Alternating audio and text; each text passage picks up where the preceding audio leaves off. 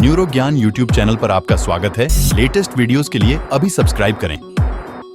मैं आमंत्रित करना चाहूंगा एक प्रख्यात न्यूरोफिजिशियन डॉक्टर अपूर्व पुराणिक को कि वे आए और अपने विचारों से हमें अनुग्रहित करें। डॉक्टर अपूर्व पुराणिक।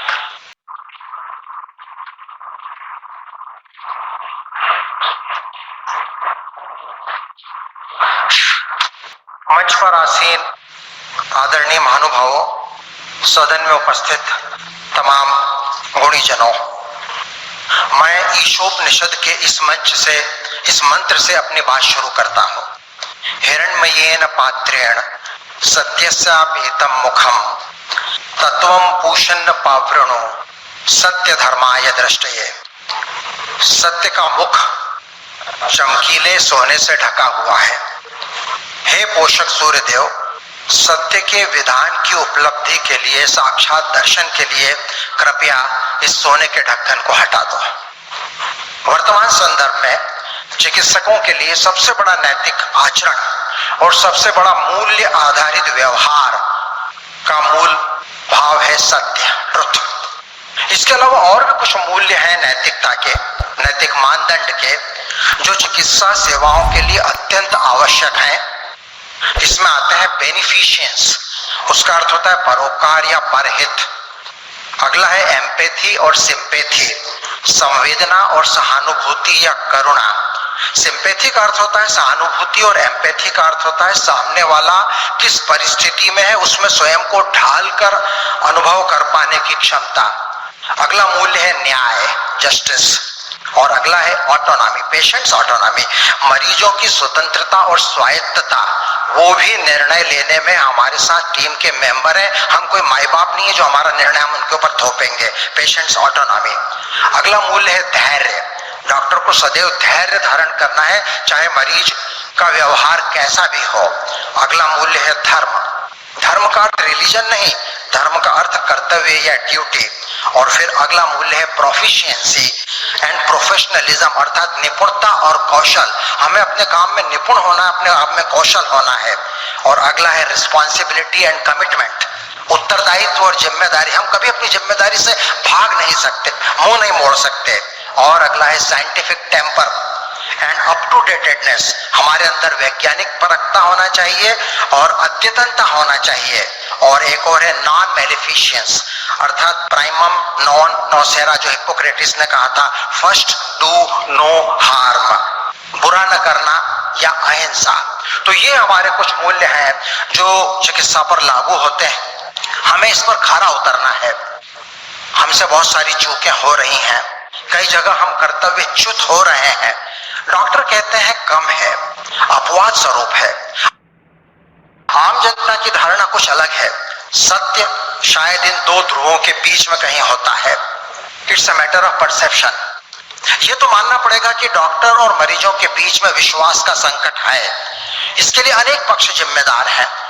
इनके कुछ कारणों पर मैं संक्षिप्त चर्चा करूंगा और क्या क्या निवारण हो सकते हैं यह भी मैं संक्षेप में बताऊंगा।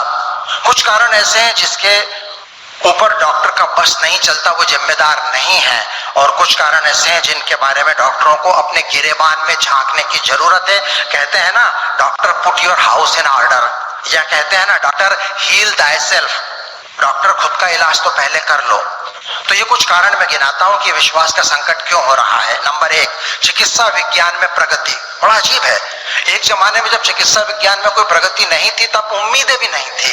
अब चूंकि हम सफल होते जा रहे हैं प्रगति के कारण, इसलिए उम्मीदें आ गई हैं। और जब उम्मीदें आती हैं तो उम्मीदें टूटती भी हैं, इसलिए मरीजों को विश्वास का संकट लगता है। दूसरा कारण है चिकित्सा सेवाओं का महंगा होना। सही बात है, आज से 100 साल पहले ना तो कोई जांचें थी ना कोई इलाज थे। अब इलाज है, चिकित्सा शिक्षा महंगी हो गई है, लंबी हो गई। पहले 4 साल में डॉक्टर बनते थे, आज 15 साल लगते हैं। तो जब हैं जांचें और हैं इलाज तो उनका उपयोग तो करने में आएगा ही, इसलिए चिकित्सा महंगी होती जा रही है। तीसरा कारण है सार्वजनिक क्षेत्र की कमियां, पब्लिक सेक्टर की कमियां। और इस वजह से जो फ्रंटलाइन वर्कर है डॉक्टर, उनको पहली गोली झेलना पड़ती है। इंफ्रास्ट्रक्चर में जो कमियां हैं वो है अपनी जगह, लेकिन उसका खमियाजा डॉक्टरों को भुगतना पड़ता है। और फिर अगला कारण है इसी से जुड़ा हुआ प्राइवेट सेक्टर और इंडस्ट्री की बढ़ोतरी। तो चूंकि पब्लिक सेक्टर में कमी है, उस वैक्यूम को भरने के लिए प्राइवेट सेक्टर ऊपर आया, और प्राइवेट सेक्टर का मोटिव तो प्रॉफिट है। अब अगर आपने इकोनॉमी को मिक्स्ड इकोनॉमी रखा है और नेशनलाइजेशन है, सोशलाइजेशन की तरफ आप नहीं जाना चाहते, थोड़ा बहुत कैपिटलिज्म भी अपने देश में चलना है, तो प्राइवेट सेक्टर तो रहेगा, और प्राइवेट सेक्टर रहेगा तो प्रॉफिट भी रहेगा। तो ये जो एक कारण है, ये डॉक्टरों के ऊपर दबाव डालता है, और बिजनेस लाओ और बिजनेस लाओ, और डॉक्टर उस चक्कर में फंसते चले जाते हैं। अगला कारण है कंज्यूमर प्रोटेक्शन एक्ट। उसकी वजह से भी डॉक्टरों और मरीजों के बीच में थोड़ा विश्वास का संकट आया था, पर कंज्यूमर प्रोटेक्शन एक्ट तो एक अनिवार्यता है, जरूरत है, वो तो रहेगी, हमको उसके साथ ही जीना है। अगला कारण है महंगे प्राइवेट कॉलेज, जहाँ कैपिटेशन फीस लगती है। अब कल्पना करो वहां से जो डॉक्टर निकलेंगे उनकी मानसिकता क्या होगी, वो भी एक कारण है। और अगला है मीडिया। मीडिया का तो स्वभाव ही ऐसा है कि उसको चटपटी खबरें चाहिए, वो नेगेटिव खबरें तुलनात्मक रूप से ज्यादा छापेगा बजाय कि पॉजिटिव खबरों के। लेकिन ऐसा नहीं कि मीडिया में अच्छे काम नहीं होते, तो वह भी एक कारण है। और एक और कारण है जो विश्वास के संकट का है, वो है मरीजों की जागरूकता। ये अच्छी बात है, हमारे बीच देश में शिक्षा का स्तर बढ़ रहा है, गूगल आ गया है, मरीज पढ़ के आते हैं, ये अच्छी बात है। लेकिन उसके कारण कई बार जिसे कहते हैं ना अधजल गगरी छलकत जाए, वैसा हाल बन जाता है। पर ठीक है, हमको उसके साथ डील करना पड़ेगा। और फिर मुख्य कारण जिस पर कि मुझे आज स्वीकारोक्ति करना पड़ेगी, वो है डॉक्टरों का नैतिक पतन, मॉरल डिग्रेडेशन ऑफ डॉक्टर्स। ये हुआ है, और इस डिग्रेडेशन से के बारे में डॉक्टर लोग क्या डिफेंस बताते हैं, उसकी 2-3 साइकोलॉजिकल ट्रेट्स है जो मैं बताना चाहूंगा। एक डॉक्टरों की आदत होती है साइकोलॉजिकल डिफेंस, उसको बोलते हैं व्हाट अबाउट री। व्हाट अबाउट री का मतलब होता है हाँ हाँ ठीक है हम ऐसे, पर उसका क्या, हाँ हाँ ठीक है हम कमा रहे हैं, मगर हाँ पुलिस वालों को तो देखो, प्रशासनिक अधिकारियों को देखो, वकीलों को तो देखो, इसको बोलते हैं व्हाट अबाउट रे। यानी खुद के ऊपर जब बात आती है तो आप दूसरों पे ढोलने की कोशिश करते हो। ये एक डिफेंस है जो डॉक्टर लोग अपने पक्ष में लगाते हैं, जो मेरे हिसाब से गलत है। अगला डिफेंस जो डॉक्टर लोग अपने पक्ष में लगाते हैं वो है अ सेंस ऑफ एंटाइटलमेंट। हमारे को इतने की पात्रता है, डॉक्टर्स के अंदर ये बढ़ता जा रहा है। हम इतने कंपटीशन से आते हैं, हमारी पढ़ाई इतनी लंबी है, हमारे पीएमटी में इतने लाख बैठते हैं और केवल इतने से पास होते हैं, हमारी प्री पीजी एग्जाम में इतने बैठते हैं, हम इतने साल तक रगड़ते हैं, इसलिए we are entitled to get rich soon. तो ये जो भावना है गेट रिच सून के, एंटाइटलमेंट की, ये डॉक्टरों के अंदर भर भर के भरी हुई है, इसको भी हमें कंट्रोल में करना पड़ेगा। तीसरा साइकोलॉजिकल डिफेंस है मैं तो बहुत कम करता हूँ, मैं तो बच्चों के लिए करता हूँ, मेरे अकेले की ईमानदार होने से क्या होगा, मेरे ऊपर तो गिफ्ट आदि का कोई असर नहीं पड़ता, मैं तो सावधान रहता हूं। ये सारे के सारे डिफेंस झूठे हैं, गलत हैं और अनैतिक हैं। मैं इनको एक चिकनी फिसलन बोलता हूं, स्लिपरी स्लोप। आप बोलते हो बस इस पे 1-2 कदम चलूंगा, पर आप रोक नहीं पाते अपने आप को जब आप उस चिकनी फिसलन पे चले जाते हो और आगे बढ़ते ही चले जाते हो। या वो रत्नाकर डाकू की कहानी थी, जो कि लोगों को लूटता था और महात्मा ने पूछा कि तुम ये काम क्यों कर रहे हो, मेरे परिवार को पालने के लिए। जाओ परिवार वालों से पूछो कि तुम जो पाप कर रहे हो उसके कर्म फल में वो भागीदार होंगे। घर वालों ने मना कर दिया, उस दिन से वो वाल्मीकि बन गए। तो हमको भी ये ध्यान रखना है कि हम किसके लिए कर रहे हैं। या फिर एक राजा ने अपने दरबारियों से कहा कि सब लोग कल 1-1 कटोरी दूध लेके आएंगे। लोगों ने सोचा चलो मैं तो पानी ले जाता हूँ, अंतिम दिन कोटे में केवल पानी था। तो ऐसे काम थोड़ी चलेगा कि मैं, बाकी लोग ईमानदार नहीं है तो मैं भी वैसा ही हो जाऊं। तो हमारी 3 बॉटम लाइन होती है चिकित्सा व्यवसाय की।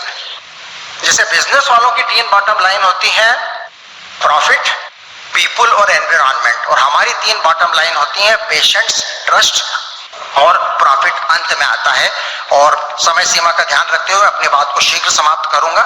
इसके कुछ उपाय मैंने अपने इस आलेख में लिखे हैं और चाहूंगा कि चिकित्सा शिक्षा विभाग और चिकित्सा विभाग, मैं इसकी प्रतियां दूंगा, मैं अपना योगदान उसमें देने के लिए तैयार हूं। इन उपायों को का डिटेल्ड प्रोजेक्ट रिपोर्ट मैंने बनाकर रखी है।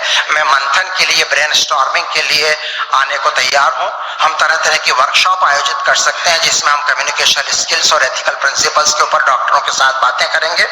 चिकित्सा शिक्षा में मानविकी के विषयों का समावेश, inclusion of subjects of humanities in the medical curriculum. Humanities का मतलब होता है आर्ट्स और फाइन आर्ट्स के सब्जेक्ट। आईआईटी में होता है, देश भर के आईआईटी में ह्यूमैनिटीज डिपार्टमेंट होते हैं, हमारे मेडिकल कॉलेज में ही नहीं होते। इंजीनियर लोग जो मशीनों से डील करते हैं वो ह्यूमैनिटीज के बारे में पढ़ते हैं। हम डॉक्टर लोग जो इंसानों से डील करते हैं, हमारे यहाँ ह्यूमैनिटीज नहीं होता। दुनिया के कई देशों में है और ये प्रस्ताव मैं चाहूंगा कि हमारी मेडिकल यूनिवर्सिटी जबलपुर के द्वारा कार्यान्वित हो। एक और प्रस्ताव जो मैंने डिटेल प्रोजेक्ट रिपोर्ट बना रखी है वो है हेल्थ लिटरेसी हिंदी के अंदर भारतीय भाषाओं में, जो पब्लिक से लेकर हेल्थ केयर वर्कर से लेकर डॉक्टरों तक हिंदी में हम दे, ताकि डॉक्टर मरीजों से उनकी भाषा में अच्छे से संवाद कर पाएं। और एक और प्रोजेक्ट मेरे पास तैयार, जिसको हम बोलते हैं network of patient support groups, मरीज सहायता समूहों का एक नेटवर्क। नगर नगर, कस्बे कस्बे में विभिन्न बीमारियों से पीड़ित मरीजों के अगर सपोर्ट ग्रुप बनते हैं, जो कई देशों में बहुत अच्छा काम कर रहे हैं, इन उपायों से हम मरीजों और डॉक्टरों के बीच का जो विश्वास का संकट है उसे हम कुछ हद तक कम कर पाएंगे। इसके अलावा कुछ और भी विचार दिए मैंने। मैं अब समय की सीमा का ध्यान रखते हुए अपनी बात को अंत में ये कहना चाहूंगा कि हमें गर्व है कि हम उस प्रदेश के निवासी हैं जिसने इस कोरोना काल की महामारी को जिस तरह से झेला, जिस तरह से संभाला, जिस तरह से मैनेज किया, वो देश में एमपी मॉडल के रूप में आज सराहा जा रहा है। आप सब, प्रदेश का पूरा शासन इसके लिए साधुवाद के, बधाई के पात्र हैं। हम सब नागरिक, हम सब चिकित्सक गण इस बात पर गर्व कर सकते हैं कि हमने, हमारे अधिकारियों ने, हमारे राजनेताओं ने दिन रात एक करके इस प्रदेश की इन्फेक्टिविटी रेट को जल्दी से जल्दी कम लाए, इस प्रदेश की मॉर्टिलिटी रेट को जल्दी से जल्दी न्यूनतम सीमा पर रखा, हमने वैक्सीनेशन के अंदर रिकॉर्ड स्थापित किए। इस सब के प्रति एक गर्व की अनुभूति के साथ और एक विनम्र अनुभूति के साथ बहुत बहुत धन्यवाद।